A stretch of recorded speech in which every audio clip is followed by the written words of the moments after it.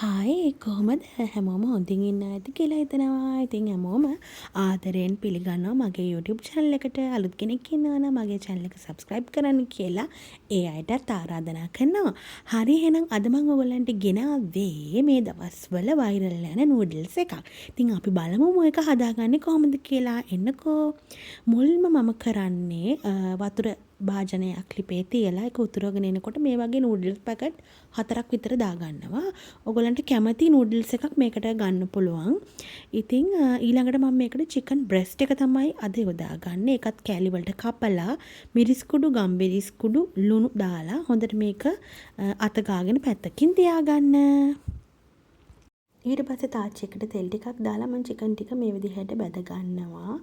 ඉතින් මේක ටිකක් ගොඩක් කර වෙන්නේ නැතුව නිකන් රන්වන් පාට වෙනකොට වගේ වෙනකොට අරගන්න.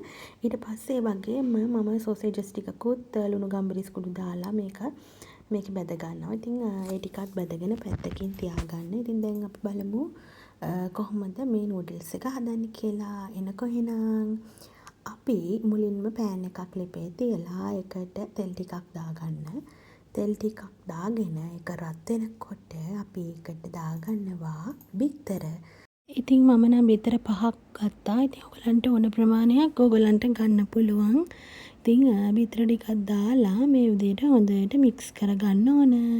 ඊට පස්සේ මම මේකට කපාගත්තු ලීක්ස් ටික එකතු කරගන්නවා. ඊළඟට තව කැරට් ටිකක් මේකට එකතු කරනවා. ඊළඟට ලුණු කපාගත්ත බිලුණු භාගයක් වගේ ඒ ටිකක් දාලා හොඳට මේ ටික මික්ස් කරගන්න තමයි තියෙන්නේ. ඉතින් මේක මික්ස් වුණායින් පස්සේ මම මේකට අර අපි තඹගත්තු නූඩල්ස් ටික මේකට එකතු කරගන්නවා. ඒකත් එකතු කරලා දැන් තියෙන්නේ හොඳට කවලම් කරගන්න. ඉතින් මේ නූඩල්ස් එක හොඳට එළවලුත් එක්ක මික්ස් වෙන විදිහට මේක හොඳට කවලම් කරගන්න. එතකොට තමයි රස. දැන් අපි අර බැදගත්ත චිකන් ටික මම මේකට එකතු කරනවා. ඒ වගේම සොසේජ් ටිකත් මේකට මම එකතු කරගන්නවා. ඒ ටිකත් එකතු කරගෙන හොඳට ආයෙත් අර විදිහට මික්ස් කරගන්න. ඉතින් මේක අපිට රසට හදාගන්න පුළුවන් නූඩල්ස් එකක්. ඔයගොල්ලොත් ගෙදරදී හදලා බලන්න. ඊළඟට මම මෙතන පාවිච්චි කරනවා සෙසමි ඔයිල්. සෙසමි ඔයිල් එකෙනුයි චුට්ටක් මම දාගන්නවා. ඒකම මේකේ තියෙන පැකට් එකේ තියෙන කුඩු එකත් මම ටිකක් දාගත්තා. ඊළඟට මම මේකට ලුණු කුඩු ඒ වගේම ගම්බිරිස් කුඩු ටිකක් දාගන්නවා. ඊළඟ දාගෙන හොඳට මික්ස් කරගන්න ඕන. මික්ස් කරගත්තයින් පස්සේ මෙන්න මේ විදිහට තමයි නූඩල් එක තියෙන්නේ. ඉතින් ඔයගොල්ලොත් මේක මේ විදිහට හදලා බලන්න. හදලා බලලා රස කොහොමද කියලා කියන්න. එහෙනම් ගිහින් එන්න තවත් අලුත් වීඩියෝ එකකින් හම්බෙමු. හැමෝම ආදරෙන් සතුට පරිස්සමින් ඉන්න. බයි.